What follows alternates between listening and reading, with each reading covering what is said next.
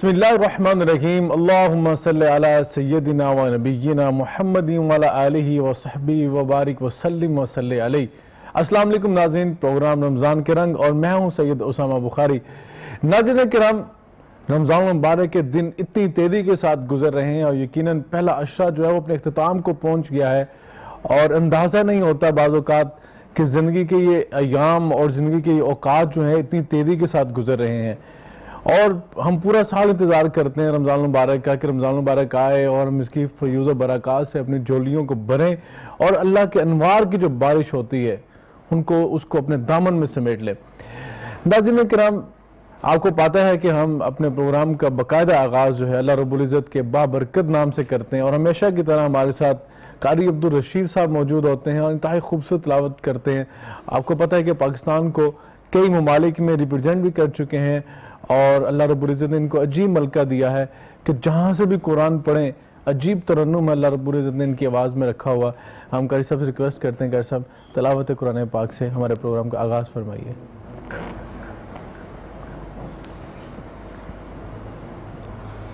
أعوذ بالله من الشيطان الرجيم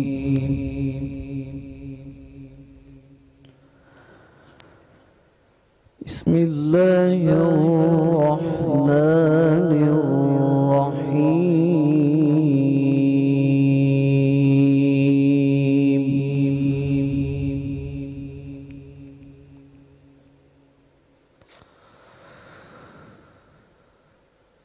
الله نور السماوات والأرض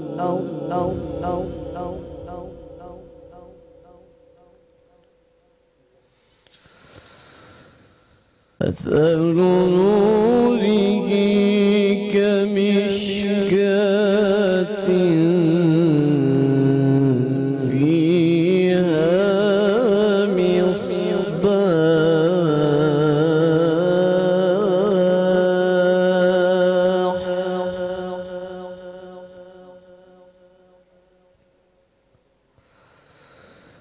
مثل نوره كمشكاة فيها مصباح المصباح في زجاجة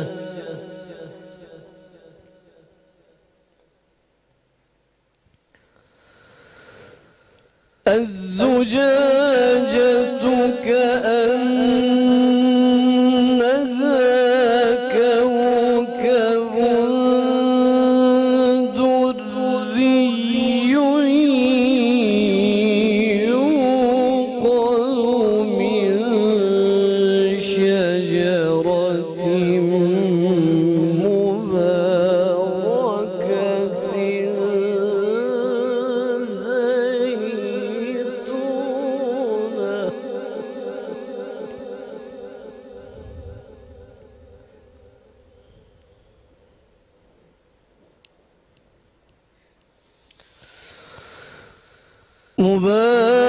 مباركة زيتونة لا شرقية ولا غربية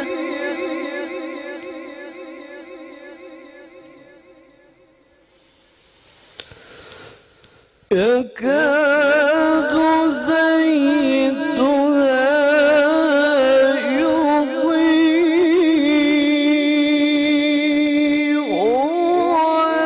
ولو لم تمسسه نار نور على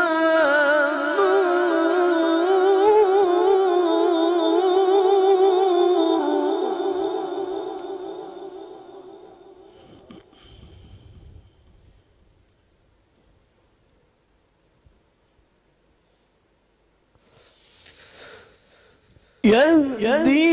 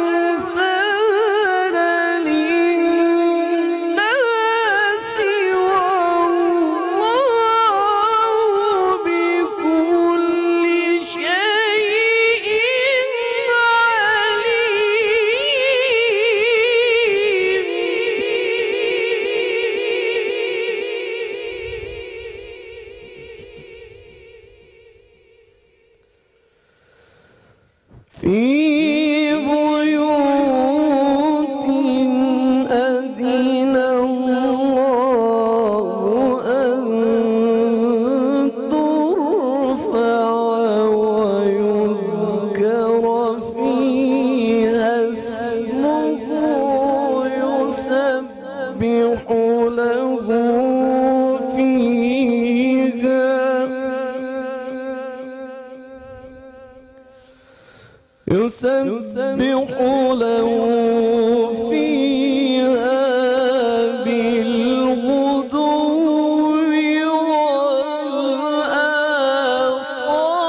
والآصال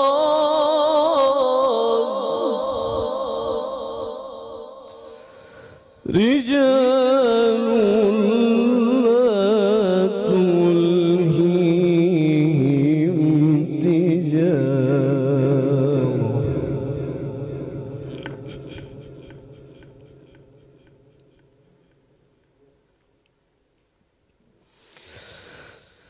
رجال لا تلهيهم تجارة ولا بيع عن ذكر الله وإقام الصلاة وإيتاء الزكاة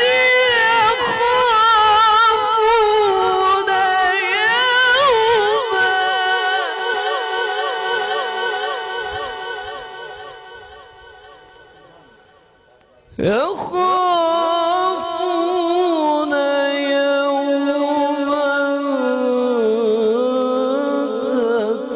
تتقلب فيه القلوب والأبصار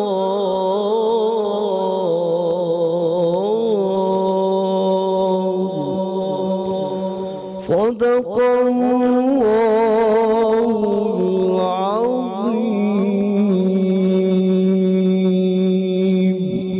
انشاءاللہ جزاک اللہ قاری صاحب، بہت خوبصورت، اور یقیناً جب آپ پڑھتے ہیں وہ دل میں ایک عجیب رکت اور عجیب کیفیت پیدا ہو جاتی ہے۔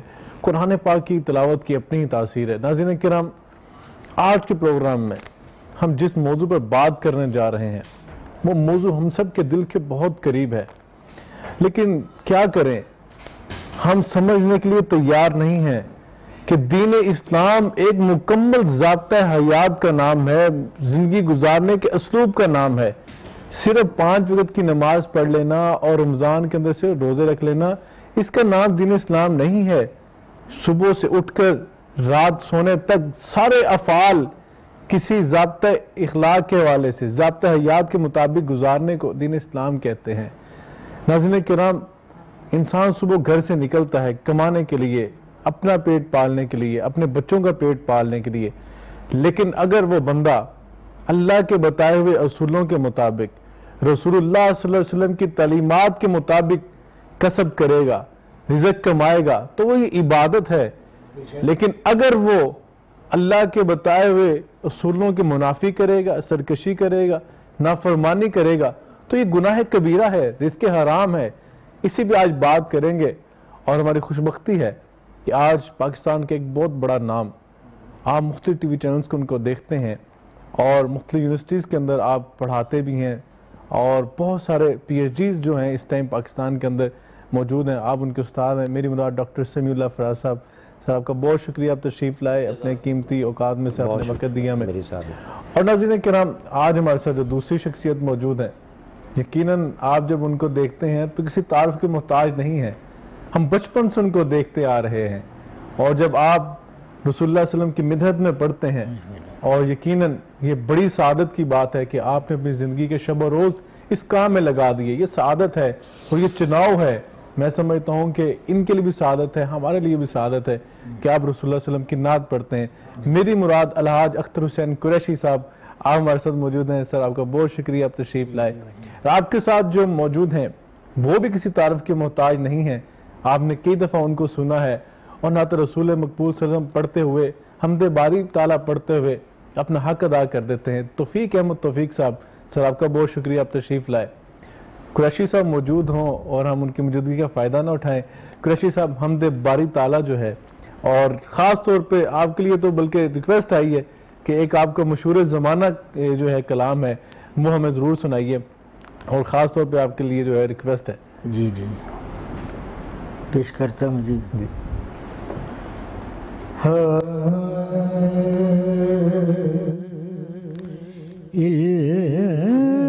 الہام کی جم جھم، الہام کی جم جھم، کہیں کہیں بخشش کی گٹا ہے،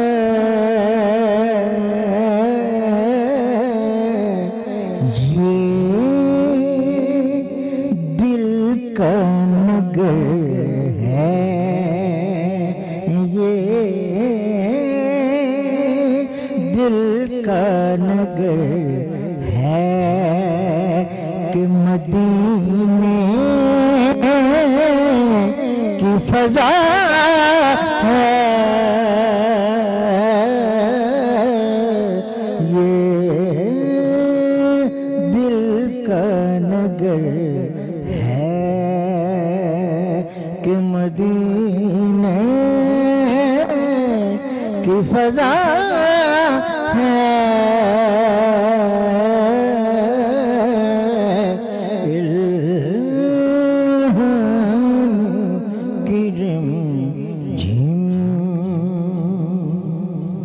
آیات کی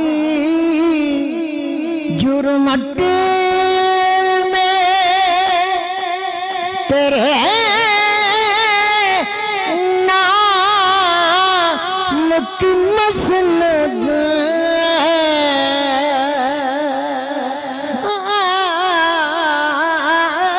آیات کی جرمٹ میں تیرے نام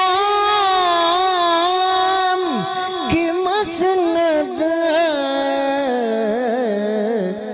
لفظوں کی انگوٹھی میں نگینہ سجڑا ہے،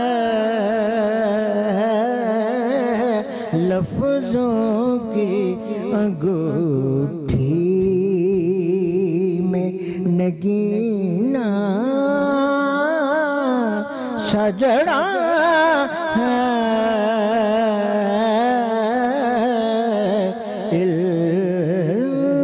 الہام کی رم جھم، اور کالج جو ہے سورج کا ابھرنے نہیں دیتا تیرا حبش، سورج کا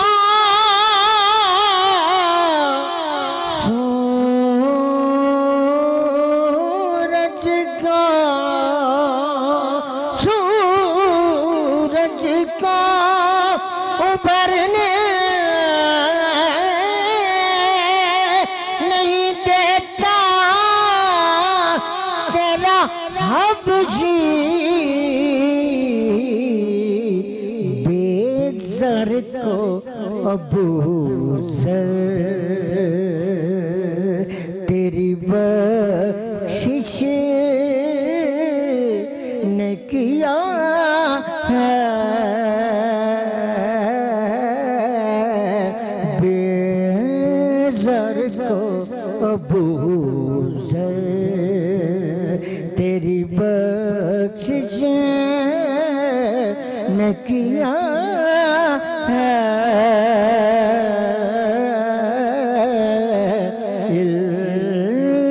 الہام کی رم جھم، اے گنبد خضرا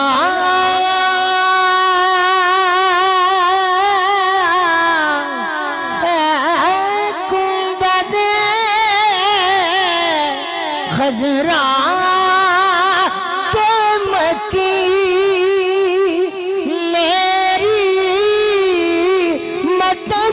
کا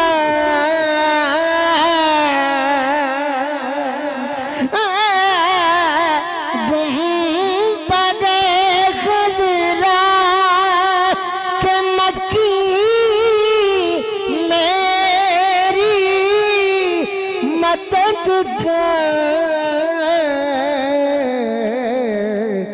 یا پھر یہ بتا کون میرا تیرے سوا ہے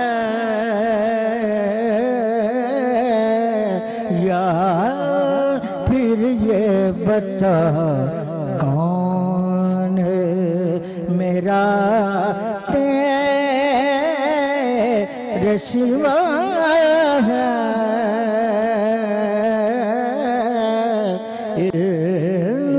ہم کرم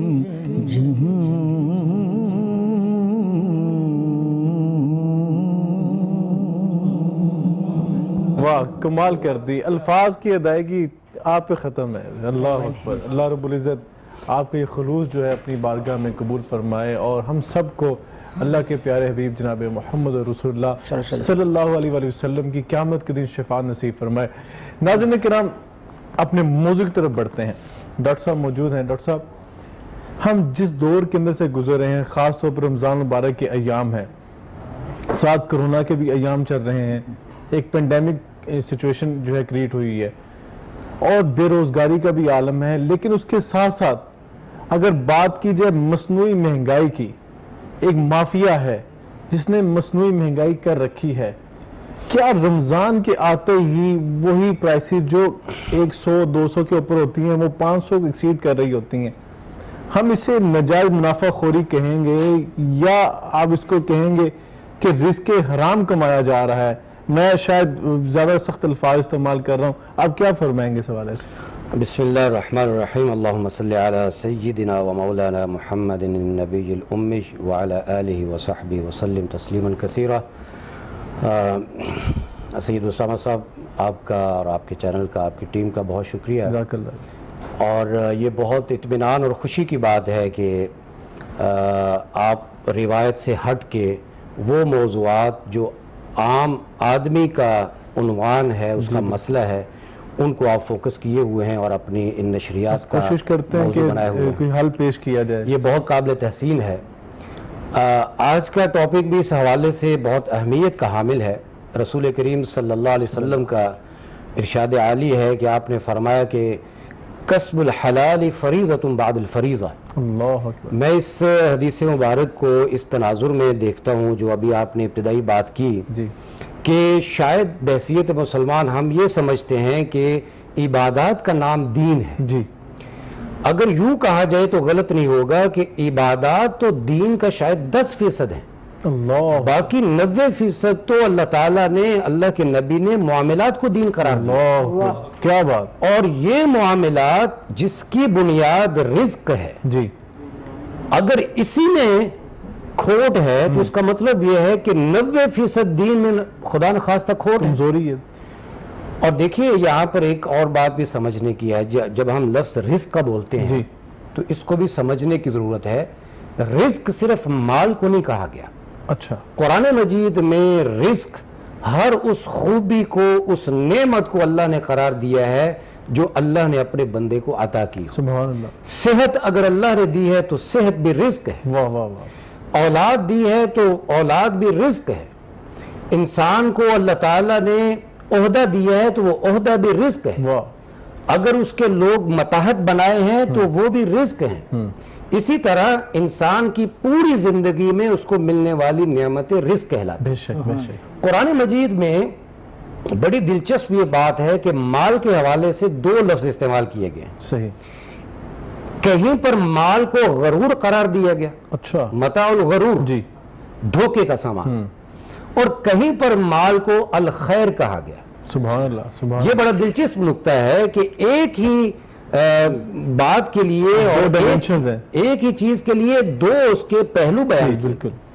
مال غرور تب بنتا ہے جب انسان کی زندگی کا وہ مقصد قرار پائے. واہ.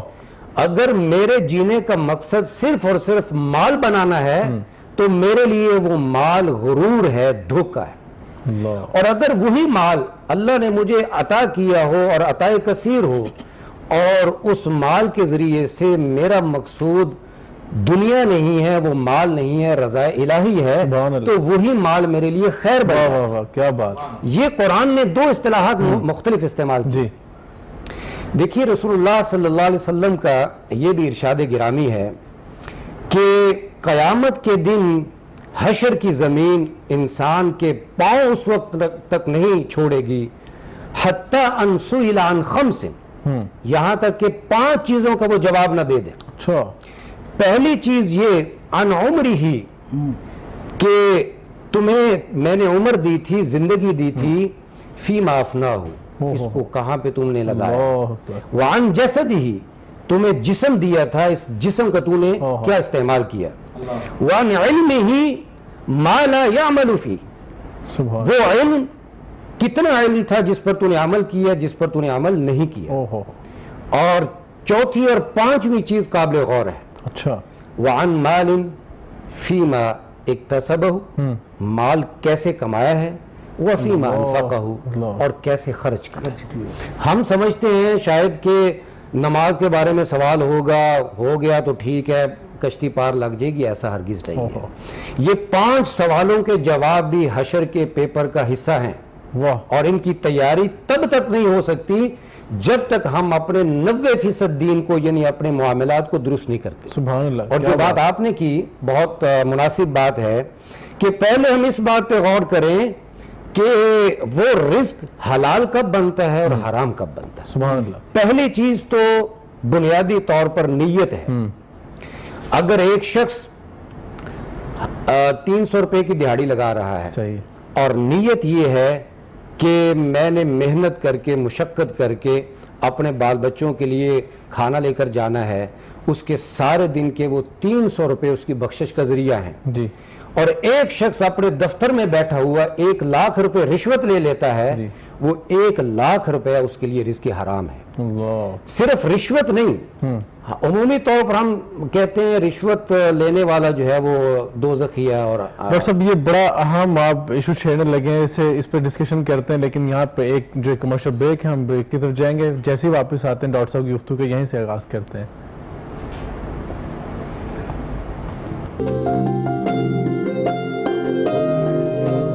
ویلکم بیک ویورز، پروگرام رمضان کے رنگ ساتھ ٹرانسمیشن، اور میں سید اسامہ بخاری۔ ناظرین کرام، آج کے پروگرام میں ہم بات کر رہے ہیں کسب حلال، حلال رزق کیسے کمایا جا سکتا ہے، اور اس کو تو دین اسلام نے عبادت کہا ہے، اور اس طرح ڈاکٹر صاحب فرما رہے تھے کہ 90% جو ہمارے معاملات ہیں وہ ہمارا دین ہے، اور معاملات میں انسان کے جو معاملات ہیں روزی کمانے کے بڑے اہم ہیں، اسی کے اوپر ساری زندگی انسان کی بیس کرتی ہے۔ بریک میں جوائن کیا ہے مولانا عبد المتین صاحب نے۔ حضرت بہت شکریہ آپ کی تشریف آوری کا۔ توفیق صاحب موجود ہیں، اور توفیق صاحب کی نعت نہ سنیں تو پروگرام جو ہے مکمل نہیں ہوتا۔ توفیق صاحب بسم اللہ کیجیے۔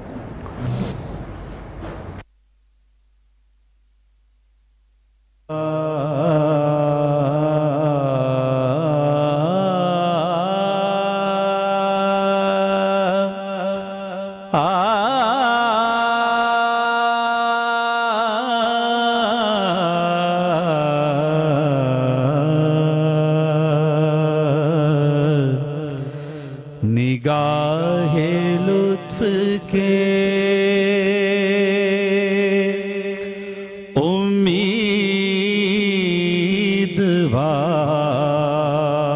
امیدوار ہم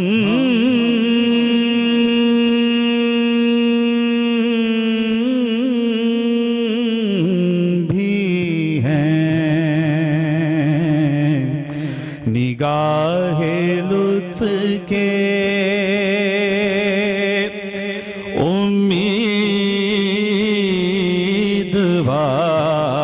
امیدوار ہم بھی ہیں، لیے ہوئے یہ دل بے قرار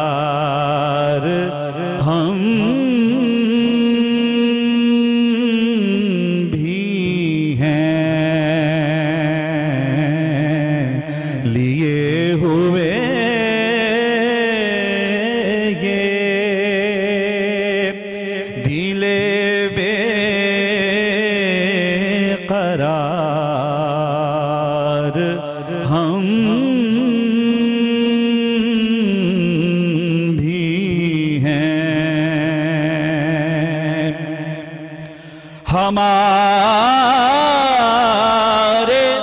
دستے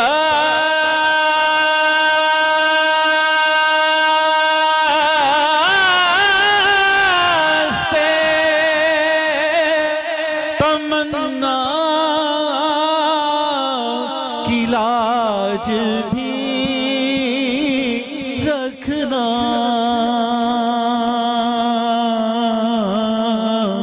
ہمارے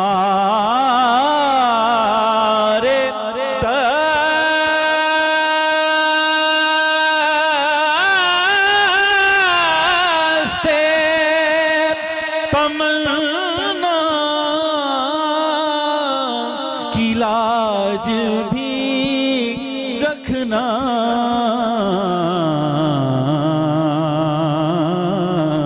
تیرے فقیروں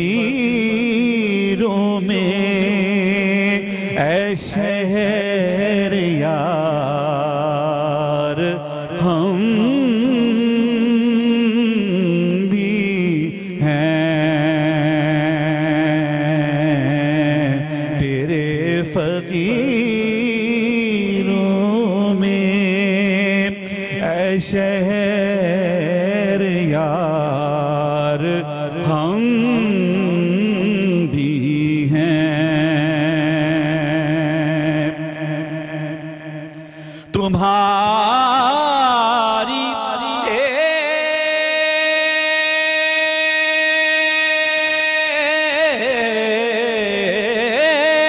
ایک نگاہ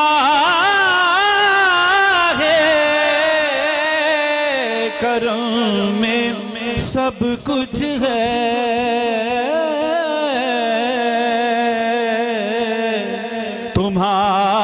تمہاری ایک نگاہ کرم میں سب کچھ ہے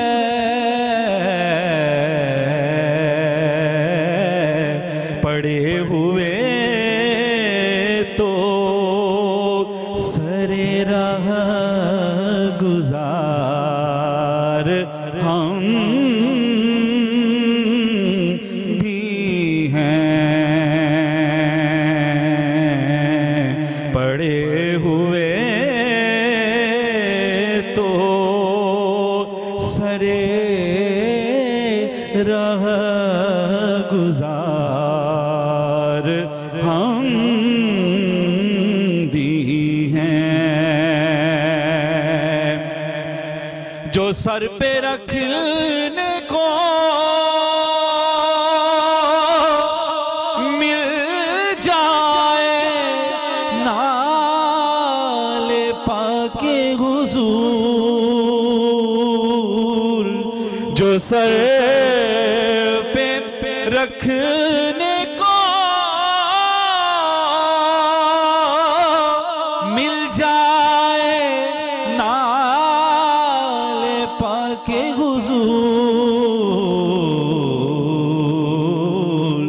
تو پھر کہیں گے کہ ہاں تاجدار ہم بھی ہیں تو پھر کہیں گے کہ ہاں تاجدار ہم بھی ہیں نگاہ لطف کے امیدوار ہم بھی ہیں سبحان اللہ، نگاہ لطف کے امیدوار ہم بھی ہیں۔ اللہ رب العزت ایسا کرے کہ اپنی ناراضی ختم فرما دیں اور ہمیں پھر سے اذن مل جائے، اجازت مل جائے حرمین شریفین جانے کا۔ ناظرین کرام، ہم بات کر رہے تھے کسب حلال کے حوالے سے اور ڈاکٹر صاحب بڑی خوبصورت بات کہے تھے اور مجھے اچھا نہیں لگ رہا تھا آپ کو ٹوکنا۔ ڈاکٹر صاحب آپ بیان فرما رہے تھے کہ جب انسان اس نہج پہ آ جاتا ہے کہ اسے فرق ہی نہیں پتہ لگ رہا ہوتا کہ میں رزق حلال کما رہا ہوں یا رزق حرام کما رہا ہوں، اس میں ایک چھوٹی سی ایڈیشن اور کر لیجئے، کیا شریعت نے کوئی منافع کی حد بھی مقرر کی ہے؟ دیکھیے اس حوالے سے رسول کریم صلی اللہ علیہ وسلم کا یہ ارشاد گرامی ہے کہ یاتی زمان علی الناس، قرب قیامت لوگوں پر ایک زمانہ ایسا آئے گا کہ لا یبال المرء ما اخذ منہ، کہ انسان اس بات کی پرواہ نہیں کرے گا جی کہ امن الحلال ام من الحرام، کہ وہ جو بھی لے رہا ہے، جو کما رہا ہے، وہ حلال ہے وہ حرام ہے۔ یعنی قیامت کی علامات میں سے اس کو ایک علامت کے طور پر بیان کیا گیا کہ جب حلال اور حرام کی تمیز اٹھ جائے تو پھر وہی حالات ہوتے ہیں جو میں اور آپ آج معاشرے میں دیکھ رہے ہیں۔ دیکھیے جہاں تک آپ نے سوال کیا منافع کی حد کا، شریعت نے اس حوالے سے کوئی حد مقرر نہیں کی۔ صحیح۔ دیکھیے یہی تو آزمائش ہے انسانوں کی کہ وہ بے شرع کرتے ہوئے، تجارت کرتے ہوئے کیا اپنے مفاد کو مقدم رکھتا ہے یا لوگوں کے مفاد کو مقدم رکھتا ہے۔ صحیح۔ رسول اللہ صلی اللہ علیہ وسلم کا یہ بھی ارشاد ہے کہ اللہ تعالیٰ اس شخص سے محبت کرتے ہیں کہ جو بے اور شراء میں نرمی کا اظہار کرتا ہے۔ اور آپ صلی اللہ علیہ وسلم بازار میں نکلے تو دیکھا کہ شخص ترازو میں کسی کے لیے سودا تول رہا ہے، تو آپ صلی اللہ علیہ وسلم نے فرمایا کہ ارجع۔ ڈاکٹر صاحب ہماری پبلک کو بیع اور شرع کی ڈیفینیشن بھی ذرا بتا دیجیے، جی کیونکہ لوگ کہتے ہیں بڑے مشکل الفاظ ہیں۔ جی بیع کا مطلب کسی چیز کو بیچنا ہے، ٹھیک ہے، اور شراء کا مطلب کسی چیز کو خریدنا ہے۔ ٹھیک ہے۔ مارکیٹ میں دو طرح کے لوگ ہوتے ہیں، کچھ بیچنے والے ہوتے ہیں جن کو ہم تاجر کہتے ہیں، اور کچھ خریدنے والے ہوتے ہیں جس کو ہم گاہک یا کسٹمر یا خریدار کہتے ہیں۔ تجار کے بارے میں آپ صلی اللہ علیہ وسلم نے فرمایا کہ وہ تاجر جی جو اپنے مفاد پر کسٹمر کے، گاہک کے مفاد کو مقدم رکھتا ہے، صحیح، دیانت کا اظہار کرتا ہے، تو التاجر الصدوق الامین مع النبیین والشہداء والصدیقین والشہداء، اللہ اکبر، قیامت کے دن ایسے تاجر انبیاء کی معیت میں ہوں گے، صلحاء کی معیت میں ہوں گے، شہداء کی معیت میں ہوں گے۔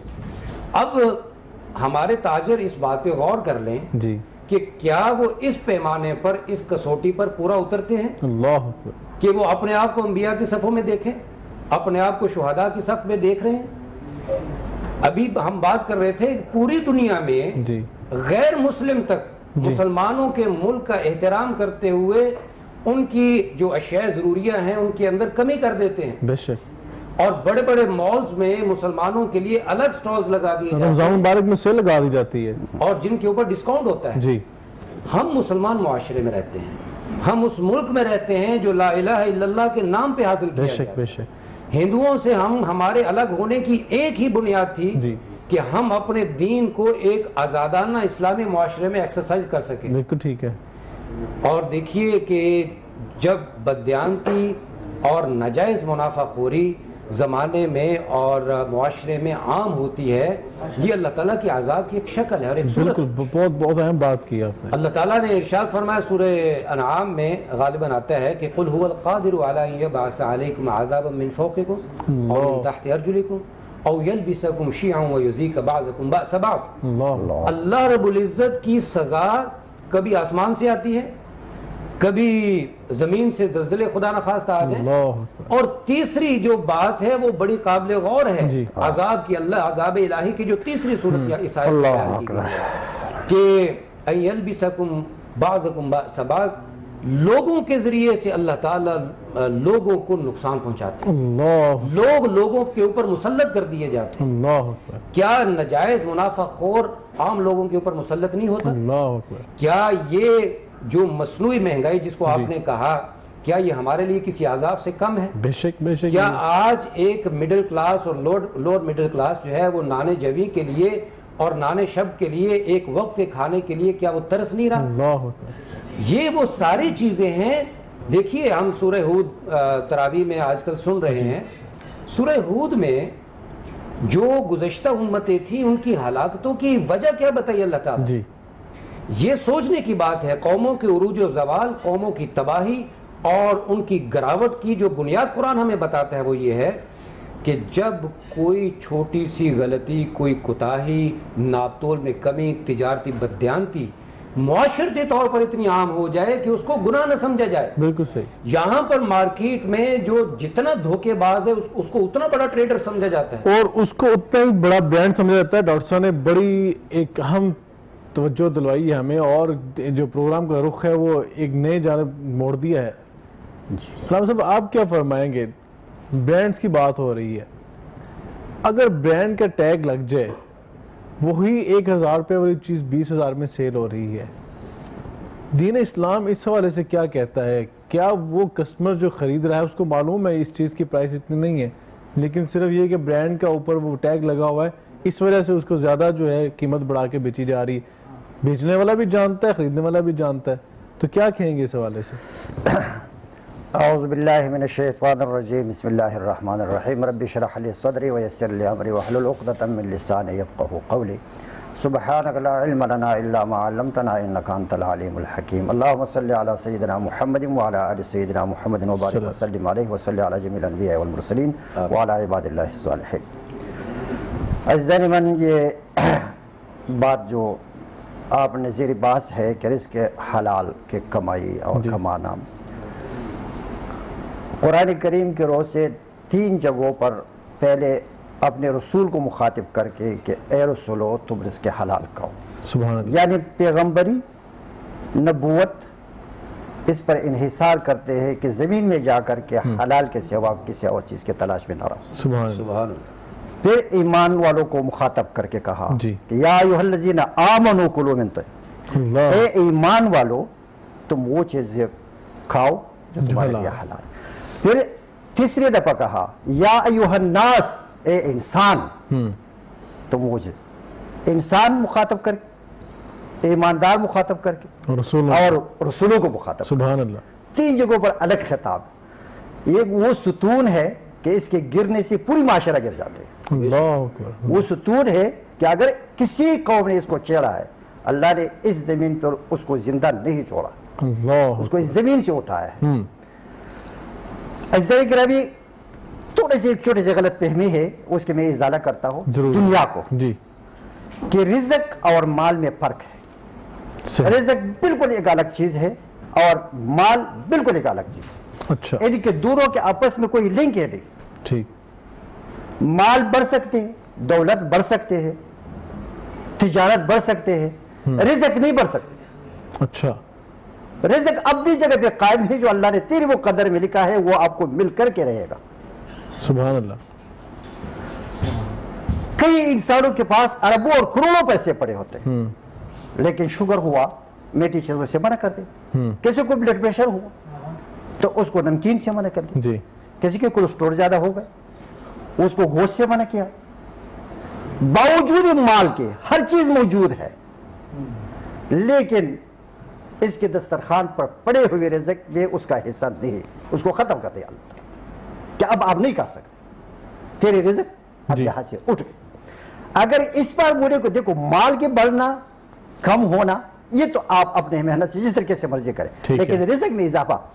پھر آگے ذرا گرامی ایک اور چیز انتہائی ضروری ہے جو ہم نے سمجھنا ہے کہ رزق کے اثرات جسم پر کیا ہوتے ہیں. اچھا, مطلب کہ اگر رزق حلال کے ذریعے سے آپ رزق کمانا شروع کر دیں جی, تو وہ رزق آپ کے جسم میں وہ اثرات دکھائیں گے جو آپ کو بھی پسند ہوگا, معاشرے کو بھی پسند ہوگا, اور آپ کی روحانیت کے اندر ہے وہ نور پیدا کرے گا کہ ہر انسان تجھ سے مستفید ہوتا رہے. اور انسان کا دل کرے گا نیکی کرنے کا. نیکی کرنے. اولاد کے اوپر اس کا اثرات یہ ہوتے ہیں کہ اللہ تعالیٰ اس کو نیک اعمال کے اور آپ کے خدمتگار بناتے ہیں, کیونکہ حرام سے بچا رہا ہے اس جی حرام سے. اگر معاشرے کی بات کریں تو جتنی بھی اقوام تباہ ہوئے ہیں وہ عبادات کی بنیاد پر نہیں ہوئے ہیں, وہ معاملات کی بنیاد پر ہوئے ہیں. ڈاکٹر صاحب وہی والی بات جو آپ فرما رہے تھے, کوئی قوم ایسے نہیں, وہ ساری معاملات کی بنیاد پر ہوا. پھر اللہ رب کائنات کے رسول کریم صلی اللہ علیہ وسلم کی حضرت علی کریم اللہ وجہہ کی جو مشہور بات ہے کہ ایک ملک, ایک قوم کفر کے ساتھ تو زندہ رہ سکتے ہیں لیکن ظلم کے ساتھ نہیں. ظلم کیا چیز ہے؟ ظلم یہ ہے کہ ایک دوسرے کے حق کو مان غلط طریقے سے. میں آپ کو ایک چھوٹے سے مختصر سے بات کر کے اور اس بات کی طرف اشارہ کرتا ہوں کہ نبی کریم صلی اللہ علیہ وسلم ہمارے معاشرے میں آپ دیکھو بحیثیت اجتماعی ہم اسلامی جمہوریہ پاکستان میں رہتے ہیں, اس وقت تک ہم کامیاب نہیں رہیں گے جب تک تمام کفار بحثیت اجتماعی ہمارے اوپر یہ اعتماد نہ کر لے کہ نبی کریم صلی اللہ علیہ وسلم کے نمائندے نہ جھوٹ بولتے، نہ ملاوٹ کرتے ہیں، نہ خیانت کرتے ہیں، وہ مطلوبہ مال ہمیں فراہم کر کے دے گا۔ اللہ ہم نے پوری تجارت مسلمانوں سے کرنا ہے، جب تک مسلمان زندہ ہے کسی اور سے ہم تجارت نہیں کریں۔ ہمارا جو اصل تعارف تھا ہم نے اس کی طرف جانا ہے۔ اس طرف اب مدینہ منورہ میں 2 بازار تھے، جی یعنی بطحا اور عقیق، جی اس میں نبی کریم صلی اللہ علیہ وسلم کے سٹال لگتا، اچھا اور اس سٹال سے صبح تہجد کے ٹائم میں لوگ مال اٹھا کر کے لے جاتے کہ اس میں کوئی ملاوٹ، کسی قسم کی خرابی موجود نہیں۔ صحیح۔ ہاں لیکن اگر اس وقت آپ بحثیت اجتماعی ضرورتوں سے آپ اس کے اوپر غور کریں، فکر کریں کہ مسلمان ایک دوسرے مسلمان کے باوجود ہی کہ لمبی لمبی داڑھی ہے، لوگوں سے ڈرتے ہیں۔ اور دوسری بات یہ ہے کہ ہم نے علامہ صاحب اپنا تعارف جو ہے وہ خود غلط کروا لیا ہے کہ ہمارا عمل جو ہے وہ ہمارے قول کے خلاف جا رہا ہے۔ اس پہ ہم ضرور بات کریں گے۔ قریشی صاحب موجود ہیں، قریشی صاحب سے ریکویسٹ کریں گے نعت رسول مقبول صلی اللہ علیہ وسلم ہمیں سنائیے جی۔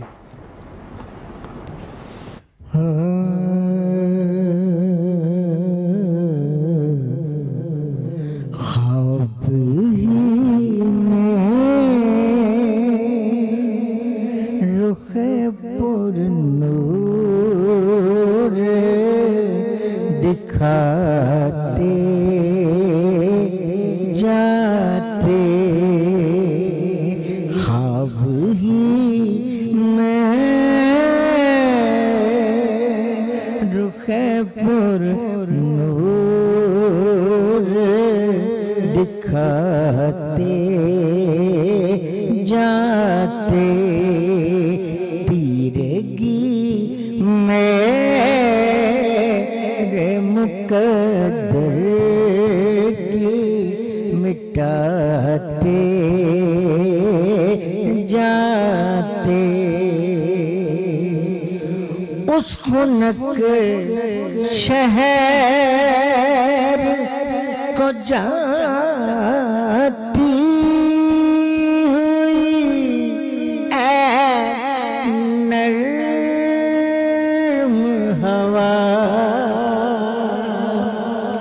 اس خنک شہر کو جاتی ہوئی نرم ہوا، ساتھ لے جا میرے جذبات بھی جاتے جاتے، ساتھ لے جا نی تیرا تیرا مول لگتا، ساتھ لے جا میرے جذبات بھی جاتے جاتے۔ اور قابل جو شعر ہے، کاش طیبہ میں سکونت کا شرف مل جاتا، کاش طیبہ میں سکونت کا شرف مل جاتا، پھر کیا ہوتا؟ دیکھتے روضہ سرکار کو آتے جاتے، دیکھتے روضہ سرکار کو آتے جاتے، حاضری کا ہمیں آتا جو بلاوا، طائب حاضری کا ہمیں آتا جو بلاتا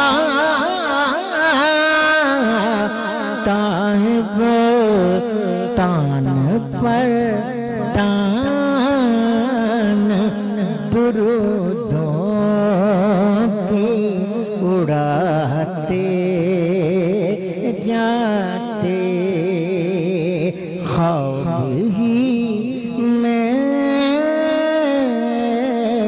رخ پر نور دکھاتے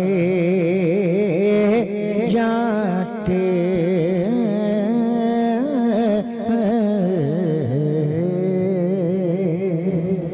ماشاءاللہ ماشاءاللہ ماشاءاللہ. ناظرین کرام، قریشی صاحب بہت خوبصورت پڑھتے ہیں، اور یقیناً جب آپ پڑھتے ہیں تو وہ میں سمجھتا ہوں دلوں کو مو لیتے ہیں. ناظرین کرام، ہم ایک بریک طرف جا رہے ہیں، بریک کے بعد آتے ہیں اپنے علماء کرام سے ڈسکشن کا دوبارہ آغاز کرتے ہیں.